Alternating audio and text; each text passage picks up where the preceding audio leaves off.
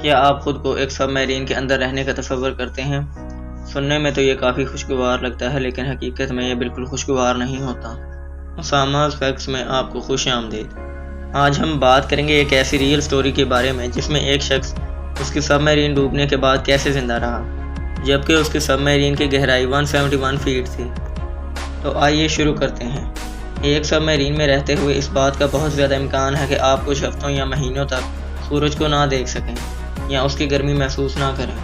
World war 2 کی بات کی جائے، جس میں خاص طور پر بحیرہ روم کی، یہ وہ دور تھا جب برطانوی بحریہ سمندر پر کنٹرول کرنے کے لیے اطالوی بحریہ سے لڑ رہی تھی، لیکن اس جنگ کے دوران برطانوی بحریہ نے 79 سب میرینز کھو دی، جن میں سے صرف 4 بچ نکلنے میں کامیاب ہوئیں۔ اس کا مطلب ہے اگر آپ ان سب میرینز میں سے کسی ایک میں ہوتے تو زندہ رہنے کے صرف 5% چانس ہوتے۔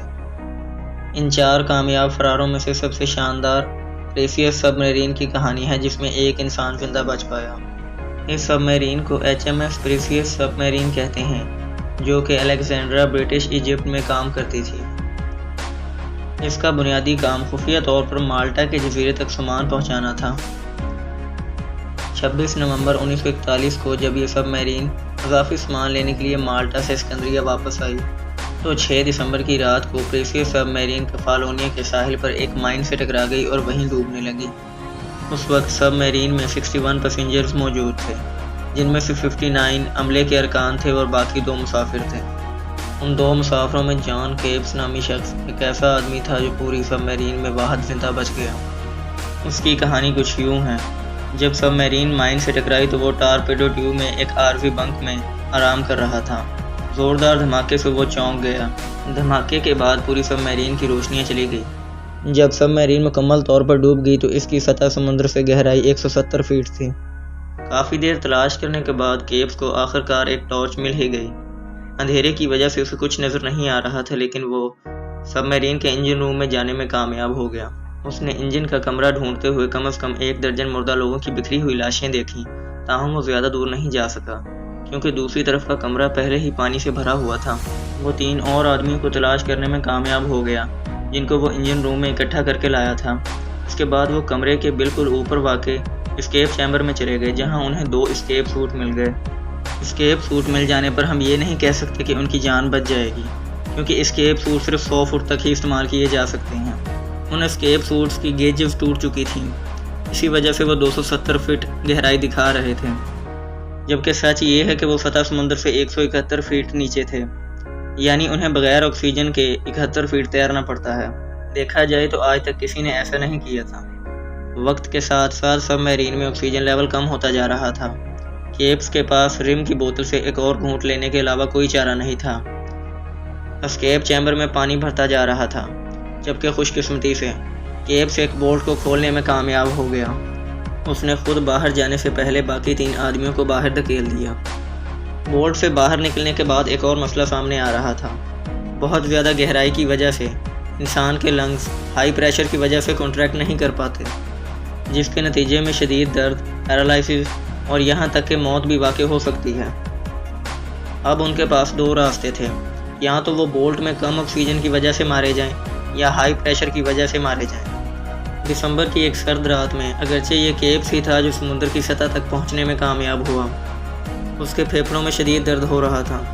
حقیقت یہ ہے کہ وہ اب اکیلا تھا، کیونکہ باقی 3 آدمیوں میں سے کوئی بھی زندہ نہیں بچا، جن میں کیپس ہی صرف سطح سمندر پر پہنچ پایا۔ تھوڑی دیر کے بعد اس نے کچھ فاصلے پر سفید چٹانوں کا ایک سیٹ دیکھا جو یونانی جزیرے کفالونیا سے تعلق رکھتا تھا۔ پھر وہ تیزی سے ان کی طرف تیرنے لگا۔ ساحل وہاں سے 5 میل دور تھا۔ اگلی صبح کیپس وہاں پہ بے ہوش پایا گیا۔ مقامی ماہی گیروں نے کیپس کو اپنے گھر کے تہہ خانے میں جگہ دی، کیونکہ اس وقت جزیرے پر اطالوی فوج کا قبضہ تھا۔ اگلے 18 ماہ تک کیپس اطالویوں کی گرفت سے بچنے کے لیے انہی ماہی گیروں کے پاس رہا۔ کیپس نے کبھی یہ توقع نہیں کی تھی کہ اسے اسکندریہ واپس جانے میں 18 مہینے لگیں گے۔ کیپس کو اس کی بہادری کے لیے برطانوی سلطنت سے تمغہ ملا۔ اس کے باوجود لوگوں کی اکثریت مندرجہ ذیل وجوہات کی بنا پر اس کی کہانی پر یقین نہیں کرے گی۔ سب سے پہلے جب پریسیس سب میرین مالٹا سے روانہ ہوئی، کیپس کا نام عملے کی فہرست میں نہیں لکھا گیا۔ دوسرا یہ کہ تمام برطانوی سب میرینز کے اسکیپ ڈورز اس امید میں باہر سے بند کر دیے گئے تھے کہ ڈیپتھ چارج حملے کے دوران بچا جا سکے، تاہم یہ بات کمانڈروں کو ایک اہم حکم کے طور پر بتائی گئی تھی۔ تیسرا، اس کے پاس اپنے دعووں کی پشت پناہی کے لیے کوئی گواہ نہیں تھا۔ چوتھا، وہ ایک شاندار اور فطری کہانی کار کے طور پر شہرت رکھتا تھا۔ مزید برآں جنگ کے خاتمے کے بعد اس کے واقعات کا ورژن ہر بار بدل جاتا۔ 270 فٹ کی گہرائی سے فرار ہونے کے اس کے دعوے نے زیادہ تر لوگوں کے لیے چیزوں کو قبول کرنا مشکل بنا دیا۔ 1985 میں جب اس کی موت ہو گئی تو جان کیبس کو بڑے پیمانے پر جھوٹا اور جعلی قرار دیا گیا۔ یہ صرف 1997 میں تھا۔ اس کی موت کے 12 سال بعد اس کی موجودہ بقا کی کہانی کو مستند اور ثابت کیا گیا۔ اس سال HMS پریسیس آخرکار بحر روم کے نچلے حصے میں دریافت ہوا۔